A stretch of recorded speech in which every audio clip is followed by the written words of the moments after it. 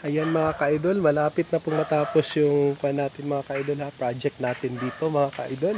Together with my ugangan na mga ka-idol at saka mga bayan ko dito mga ka-idol.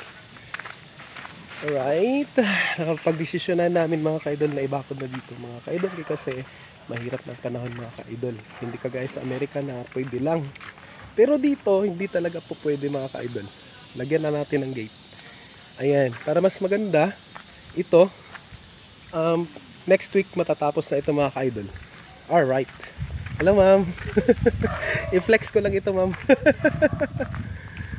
Ayan. Alright. Yan ang kabuuan po natin. Pagkatapos po nito, alright. Ayan. So, ito yung mga kagamitan natin mga ka-idol. Ayan. Yan, yung mga tubo na yan, doon natin ilalagay sa itaas mga ka-idol. Alright, dito gagawin natin yung terrace dyan. Ito yung main talaga namin mga ka-idol. Ayan. There we go. So, ito yung car ko. For sale ito mga ka-idol ha.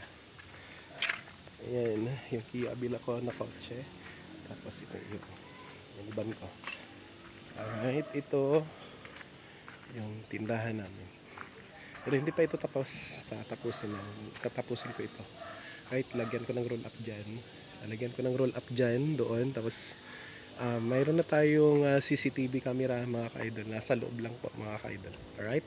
Monitor natin yung kabuuan ng compound namin, yung bahay namin. Kasi naglagay kami ng mga CCTV camera. Alright.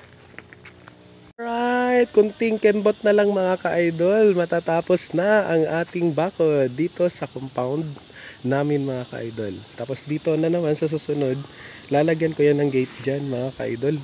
Alright, flex ko lang.